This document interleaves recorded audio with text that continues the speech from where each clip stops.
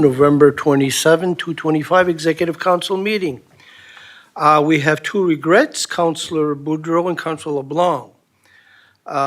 If you feel the need to stand and move, please do so. Can we have the approval of the agenda? Moved by Councillor Surratt, seconded by Councillor Madden. Any questions? Motion passed. Number 4, adoption of minutes. Is there any questions or comments? Yes, I do have more of a comment than a question on the minutes with regards to the water program. Okay. I received some positive feedback from residents in my district. They said, thank God the municipality was supplying us with water during the drought.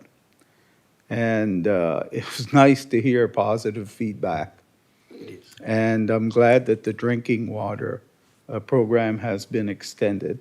But I will say this, I believe the wells have made a tremendous recovery in the month of November. I'm speaking from my own personal experience, where I'm at the point where I'm worried about having water in my basement. My well is now full. I have a 12-foot well. I measured it a few days ago. It was over 10 feet. So I'm amazed at the recovery that most wells have had in the last month or so. And I'd like to hear from other councillors what they're hearing and, you know, what the anecdotal information out there is in their districts, if possible. Thank you for that, Councillor Foster. Councillor Digdon. Through you, sir, to go as to what Councillor Foster was saying. People all over have been talking about the water distribution program that was going on through the municipality as far as the totes being filled, and they were always there for the residents. They went above and beyond as far as I'm concerned. The public works crew did, and can't say enough about them for what they've been through, what they've done for their people. Thank you for that. Thank you. So the minutes will be approved as presented. Staff report. We have the department head report, the clerk's report, and the building permit report. I always put those three together because they're a monthly report, and everybody has a chance to have a look at it. It gives a heads up as to what's going on. Are there any questions or comments on these reports? Seeing none, we'll move on to the 7-day notice, and there is none. We'll move further to 7 for decision and discussion, salary administration policy. There's some amendments. There's a motion to approve the changes, the amendments. Can we have a motion to approve? It is moved by Warden Albright, seconded by Warden Burke. Any questions? Warden Burke, Councillor Burke. Any questions? All in favor? Aye. Motion approved. 7B, Pubnico Library expression of interest. There's an attachment. There needed to be some improvements done, and there was a feasibility study done. And there's two options given, option 1 and 2, and I'm sure you councillors have read up on it. And the preferred option or recommended option is option 1. We need a motion to approve option 1. It is moved by Councillor Burke. Do we have a seconder? Seconded by Councillor Digdon. Any questions? Yeah, I have one quick question. That is the old bowling alley location? Pardon me? Would that be the old, well, it's not so old as that, but would that be the former bowling alley location in Pubnico? I am not certain about that, is it? Oh, okay. Yeah. It sounded like that when I read the description of the building. Yeah. What other businesses are located in there? Does anyone know? Council Surratt, maybe you can answer those questions. No, I can't answer the question. In terms of, I believe there's an auto, like used to be Auto Glass, I don't know what it's called now. Okay. And there is, I kind of looked to Councillor Digdon. I'm not familiar with the There area. are office buildings. Yes, thank you. There's the glass place, Pubnico Auto Glass, and they also do signs in that same building in their space. There's a place, it's not Yarmouth Scales, but it's something Scales, and they also have some extra room that I imagine that's what they'll be repurposing for the library. Okay. And having said that, I honestly feel as though that it's an ideal location because it's central there to a lot of the Pubnicos and the Argyle and that. So I feel as though it's going to be a good thing to keep going in the community. And funny thing, we're talking about the library here this evening. I was listening the other day to a radio station, and they were saying when times are tough and stuff like that for people, which is going on a lot of right across the country here now, that your libraries tend to get used more and that. So I'm glad that we're gonna maintain a library, you know, for the time being at least. We don't know what's gonna be in the future, but for the time being down in the Pubnico area. Thank you. Council. Okay, thank you. Council Surratt? Yeah, I apologize. I was caught off guard because I had flicked my light to ask a question, and that's what I had in my head when you asked your question, so I apologize for that. But my question was around current facility, we don't pay rent. This is a proposal to look to paying rent. I guess Western Regional County Library Services, I know there is limited provincial funding, but there is provincial. I'm just curious around that municipal, provincial costs, how it's cost shared. And then I saw in the proposal, there's, you know, conversation about renos and who pays for renos and how renos are paid. And oftentimes, if you pay a rent, the reno is on the landlord to pay. And so this looks like we're going to pay. So I was just really confused over some of the costs and how that works.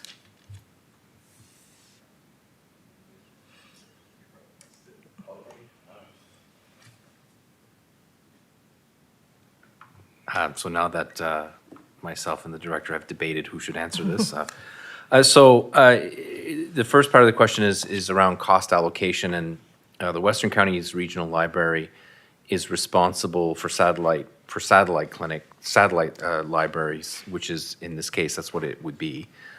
They're responsible for the staff and books and some of I guess the basic or base equipment required in order to operate a library. So that would be predominantly their responsibility. Our responsibility always was the maintenance and upkeep of the building. So while we don't have rent in the current facility, we paid for all of the utilities and maintenance, cleanup, et cetera. So that was between, depending on the situation, between $28,000 and $35,000 a year it would cost. So what this does is it takes that into an all-in number. So then we would instead of paying for each and every service, is that we would pay a rent and the services would be rendered. Leasehold improvements have gone either way. In terms of usually if the landlord pays them, they book it back to the lessor, the renter, over the course of time. So you can do it one of two ways. I mean, at the end of the day, the person doing the improvement needs to be paid one way or another. So whether we pay it in advance or pay it over the course of time, that's certainly an option. Either one is a good option. In this case, you know, we're at the head. The good news is that the renovations are not considered to be major. It is just about ready to go. Accessible all sorts of other positives around that. We would also be responsible for things like, library shelving, like the chattel, I mean, that's a legal term, but some of the equipment required to do, office-related equipment. So the photocopiers is like one of those, it's okay, which one is it? But, the bookshelves are ours and the books are theirs. So we will be running through the list with WCRL, Aaron, who is the lead. We will be going through that as the negotiation continues. So I hope that answers your questions. Thank you. Councillor Digdon. Thank you. If I may, just wondering from our CAO, when do we anticipate maybe this change taking place from the old library to the proposed new library site? I don't have that answer. I think that Renee may have a better answer than I do. Yeah, thank you.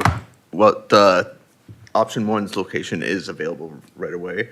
I think Western libraries have a little bit more design options to do, so it could be rather quickly here. It could be early. It could be as quickly as early in the new year. Yes, yeah. Definitely. Definitely ready. Thanks. Is there any other questions? So we have a motion on the floor. All in favor? Aye. Opposed? Motion carried. We will move to 7C, Mariner Center Intermunicipal Agreement Amendments. There are two attachments. There is a suggested motion to approve, and I will add that Yarmouth and Modi have already signed and agreed to this motion, so, and they are our partners. So, anybody willing to make the motion to approve?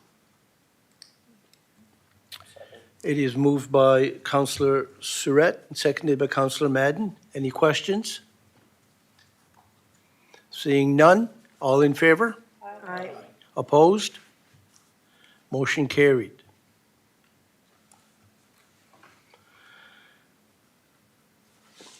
Correspondence number 8, and for information, Department of Municipal Affairs, 223, 224 Municipal Profile. There's an attachment.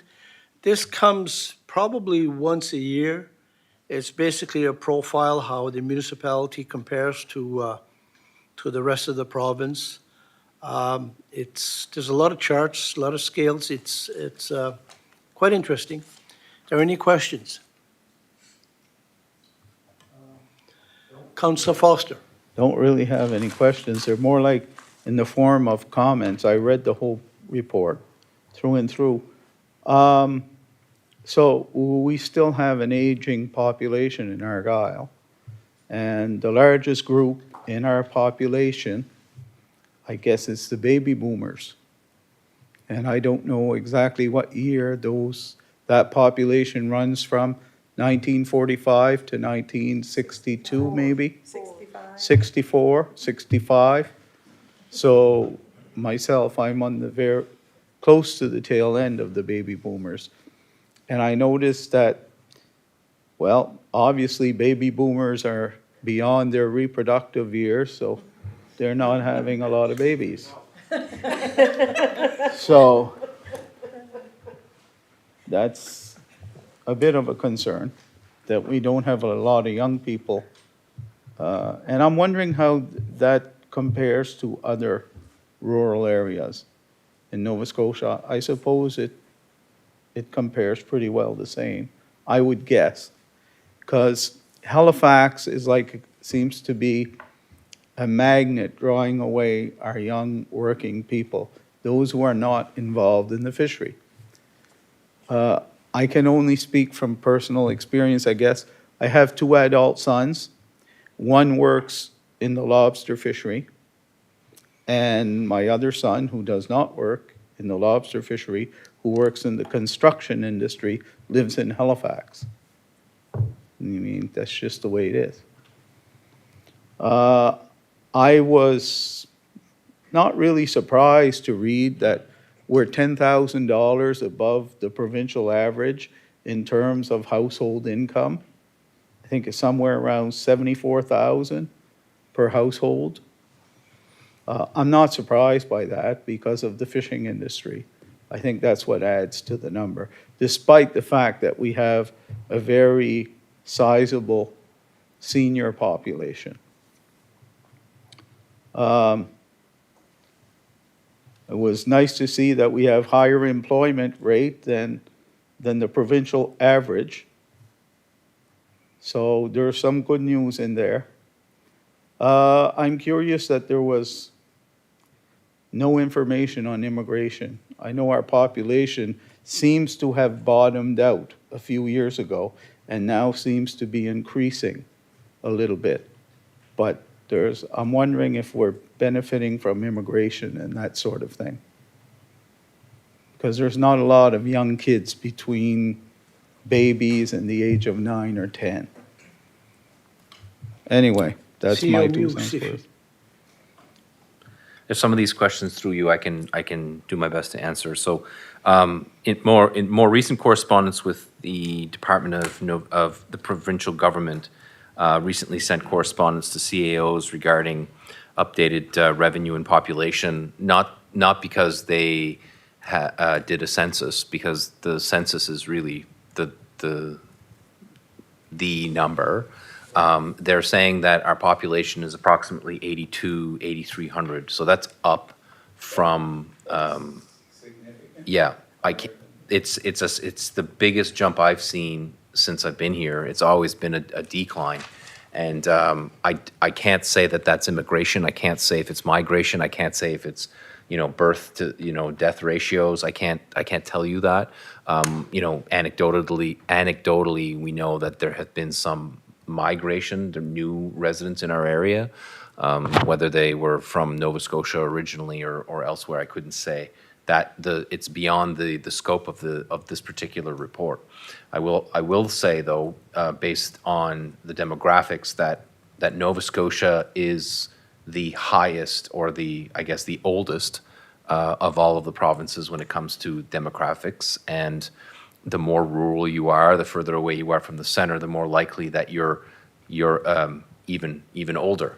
And I would say that, and perhaps this is in some way because of our Acadian heritage and history, that we have had a very positive history of retaining populations for generations, and we all know that. And I think that because of the connection to Acadian roots or to the area, whether it's Acadian culture or whether it's community, I think that it has resulted in the good and I guess I won't say the bad, but the good part is people are staying. The bad part is people are getting older, but they're still staying. So there's positive and negative to both of those comments. So I think that's what I would tell you around averages and how it compares. Right. We are above average in Nova Scotia, and Nova Scotia is above average in Canada. And like I said, the more rural you are, the more likely that your demographic is older. Yes. I was kind of surprised that the report was based on 2021, but now I know what you mean. The census report. They're going by the census report, Right. Councillor. And the provincial data that they're coming out with, I think that is not census official, but they clearly have a way to collect information, which is why they came up with that increase. We'll see if Okay. that actually turns out when the census comes. Because one thing that's really happening in our communities, in my district anyway, when older people leave their home for whatever reason to go in long-term care or whatever the circumstances are, the houses are being bought up. Mhm. And they're being bought up mostly by people from Ontario, sometimes BC even. Sometimes they haven't even seen the house until they arrive on the site. They've bought it beforehand. But these people are joining the fire department, and they're really contributing to our community, so that's nice to see. So we're up to 8,200. allegedly. That's impressive. I don't know if we've ever been that high. If we were, it was quite a few years ago, maybe around 1980 or so. That's correct. Thank you, Councillor. Councillor Surratt. Just on page 24, it, reliance on single business or institution, and I recognize this is not a single business. However, the lowest rating of 0.3 ratio, I thought was interesting that the lobster fishery would not be considered in this. Sergio Muse. So the way that they calculate this is, you're quite right to note that we are reliant on an industry, and that's relatively common across Nova Scotia. This is more reliance on a single business or institution. So I'll give you an illustration. The town of Annapolis, one of their biggest drivers is Nova Scotia Power. Nova Scotia Power has a big tidal plant, and that represents, probably, and I don't mean to be disrespectful in saying this, but that, many towns, smaller towns, are more susceptible to having, a one-trick pony, which is that one business that drives them. If you look at Lockport, it's Clearwater. If you can look around, so some of these towns have been built around that, and so of course that's great, but it's also very risky. So if the lobster industry is decimated, we too would be decimated most likely. Right. But the measure isn't on that. It's on actual business themselves, and we're very diversified within that industry. We are very diversified. We have a lot of small businesses, and many of them are captaining a boat, right? So, yeah, it definitely is a risk across Nova Scotia. And I certainly understood that, again, when it said single business or institution, that was just because our economic base is so reliant on the lobster Yeah. industry. And industry isn't calculated in any of the risk. Yeah. So I was just kind of curious about that. That's, you're absolutely correct in that observation, which is, I think residents have an expectation that businesses and government lean in to see if they can seek out ways to diversify that so that it's not so reliant on one area. Thank you, Councillor. Any more questions? Seeing none, we'll move to financial requests. We have one, a physician recruitment funding request. This is a funding we gave to the Community Navigator project. We were given $30,000 a year for 3 years. We had a 3-year commitment, and it's come to an end. And they're asking for a $30,000 per year for 2026, 27, and 28. I think it's a good cause. There is a motion. We're looking for a motion to accept this funding.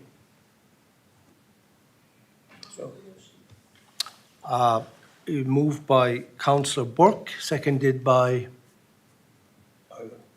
Councillor Madden. Any questions? Councillor Surratt. Thank you, no problem. I just wanted to note, because it didn't get captured here, we did receive correspondence from the Community Navigator that the report did have an error in it, and the actual recruitment of physicians was much higher than indicated in the report. So I just wanted to have that noted as part of this motion, because somebody reading the report, the actual number was much lower than the actual event. So I think it's important that that be noted. Okay, thank you. Councillor Digdon. Thank you. Excuse me. Just a couple of questions, maybe directed maybe towards our CAO. Do we have the money available? And are the same funding partners going back in that was in there before, do we know? And he's shaking his head. That's the only reason I keep asking him questions, so. And the only other thing, if I can, through you, Mr. Deputy Warden, I see it's 30,000 is what we've been given, but again, and this would have to be through our CAO and maybe the people that made the motion, I wonder if it would be a chance, maybe if we do have the money and the other partners are gonna, maybe to fund like an extra $5,000 per year. The only reason I'm saying that, it's cost much more now to operate than what it ever has. I feel as though they're doing great work for our people, although I know that still, I was in no patients and I waited 16 hours and all this, but at the same time, it's still, they're working hard for the people that they're representing. So that's all, because I see it's 30,000 at the same level or higher, and I was just wondering if an extra 5,000 per year would be doable, that's all. It's, Sir Muse. So we're on the tail end of a 3-year agreement for 30,000. So the next 30,000 will be in next year's budget. So if you, I would have anticipated that in the budget deliberation of that's up and coming. So if council wishes to continue at that amount, it will clearly be added to that budget at that time. So it will not be an additional cost in this year's fiscal, because we already have the 30. As it relates to, so it used to be 25, it started at 25 about 6 years ago, or 5. And I think they did a presentation in the council at that time, and it may have been Councillor Dickton who did it. Or maybe it was Madam Albright, but I do recall that there was an additional $5,000 motion made to the delight of the committee. I would probably, at this point, I wouldn't go as far as to recommend an additional amount, and the reason why I say that is I'm not certain about the others. I'm not certain about the whether there's a condition there. I do like the idea of it not only being 30, it's a recognition that things do go up over time. So one of the things that you could do as part of this motion or whatever is to include some sort of an inflationary increase. You could, that's an option to you that I'm proposing, that instead of it being 30,000 for 3 years, it could be 30,000 over 3 years escalated for inflation. That way, salaries go up usually by inflation. The major cost of this would be salary. That is a consideration that council could consider, as opposed to saying what the amount is. The last thing I would say on that is I'm not certain how much provincial funding is available. I know that there was provincial funding the first and second round. So in absence of full info, I guess I would say that the motion of 30 conditional might be in order. And if you wish to include an inflationary on that, I think that's an appropriate consideration now. And then once we get more information, maybe there's additional consideration to happen in the future. Does that make sense? that's, and again, that would have to go back to the person that made the Yep. motion and the seconder, but that's just, thinking of what things cost nowadays compared to what they cost 3 years ago or 5 years ago to operate, and Councilor Madden. My feeling on this is, I seconded the motion, but, if this group wanted more money down the road, I feel that they would come to us then saying, look, we don't have enough money. Right now, I'm just comfortable dealing with the 30,000, and if they come to us for more, then we'll deal with it then. But if they're comfortable with the 30,000, I'd like to keep that motion where it's at. Thank you, Councilor. Councilor Bork. Yes, thank you. So do I. I agree that we keep this to be 30, and I have no problems if they come back to us that they need more. We're gonna always willing to help them out. We're gonna give it to them whether we do it now or later, probably. So,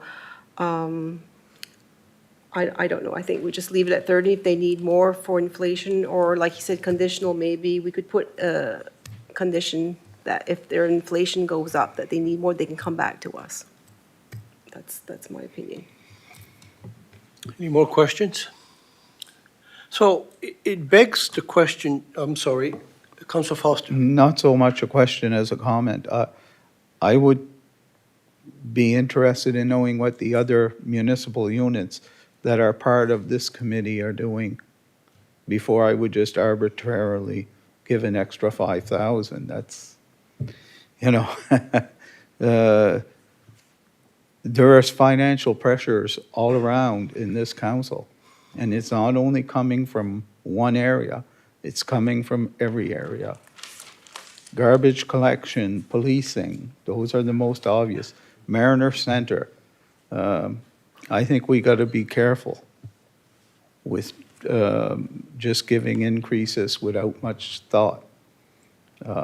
So I'm comfortable with the current amount. Thank you, Councilor Foster. It begs the question, is this, I'm sorry, CU Muse. Just to answer the question, what we know is that the District of Yarmouth committed to the 30,000 conditional on the other parties, right? And the other municipalities, I don't have that information. So you're staring down at a motion that would be very similar to the District of Yarmouth's right now. Thank you. So, as I was saying, it begs the question, is this going to be, or is there any way to know how long this funding is going to last? Could it be, it could go a long time? Should it, pardon me? The committee, like This particular funding this position.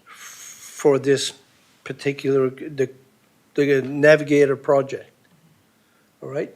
Is it just for the next 3 years, or is it going to last 10 years? Is it ongoing? Should it be part of our budget? CU Muse. So to answer your question, I was going to say through you, but I'm answering your question. So I guess it's through you, in you, and all over you. All over you. It's just, sorry, that was a church reference. Anyway, so it is a 3-year commitment. There's no, there's nothing to say that after 3 years it would cease. I think that you would reconsider your involvement after 3 years. I don't think there's any intention. I mean, certainly we're in year, what are we, like 5 or 6 right now? So, so I think that they have intentions of continuing after 3 years, as long as that service is required and is required. So as long as we're short doctors, I suspect it would continue. We have budgeted 30,000 a year for the last 3, and if you pass this motion, it will be a budget for the next 3. It will be embedded in your doctor recruitment or doctor physician recruitment budget line. Okay, thank you. Councilor Albright.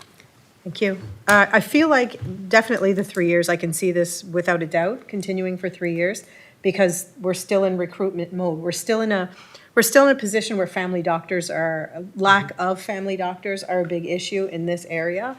And in Nova Scotia, we're probably one of the areas that have the biggest number of deficits in family medicine.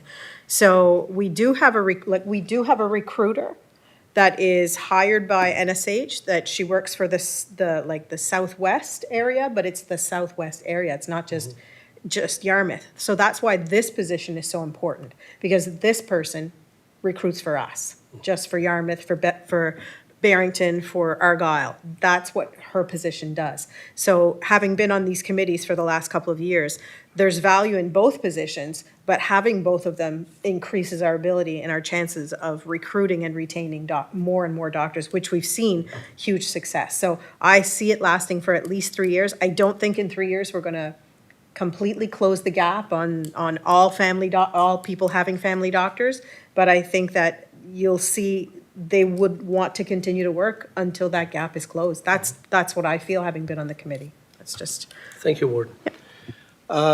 Councilor Book. Okay, so through you, Deputy Warden, question, Councilor Albright, you said Barrington is being served by this doctor recruitment. So are they paying anything towards this as well? So are they giving like a 30,000, or are they committed to that as well? They would have had the request as well. So we have representation from Barrington, from the Municipality of Yarmouth, there's us, and then the town. And they go basically, they go to all of the municipalities and make the same request, the funding. Okay. The Chamber of Commerce is part of it as well. The Hospital Foundation is a funder as well. So there's multiple sources of revenue that comes in. And like, there are different projects. They recruit, they retain. The navigator in schools. So when we have newcomers who move to our area and they have some of them are doctors, their children are integrated into our school system, and I see her introducing families and, you know, helping that transition to a different culture, a different school. That's part, and a recruiter doesn't always have the time and the ability to do that, so the navigator does that. But yeah, we are serviced by, there are 4 different Okay. municipalities, and we're all getting the same request. Okay, thank you. It's just important, I think that everybody should know Yes, that. Yeah, thank definitely. you. And they were a prior funder, right? Yes, Yeah. yeah. Thank you. Counselor Digdon? No, the only thing I was gonna say, if it does close down 2 years' time or 3 years' time, that's a great thing, because it means we've got, you know, all our positions filled and staff, you know, on board and all that. I don't think it's gonna happen. I hope I'm wrong. And I'm just looking in the Pubnico area, and when I say Pubnico, I'm talking, I guess, the municipality of Argyle. In the next not too distant future, we are gonna be losing 2 doctors, and that's Dr. Peter Loveridge and Dr. Dion. You know, so we need all the help we can get, I'd say. Yep, thank you. Thank you, Counselor. Do we have any more questions? Okay, so we have a motion on the floor. All in favor? Aye. Opposed? Motion carried. We are now to number 10, agenda topics for next meeting or notice of motion by councilors. Do we have any? Counselor Digdon?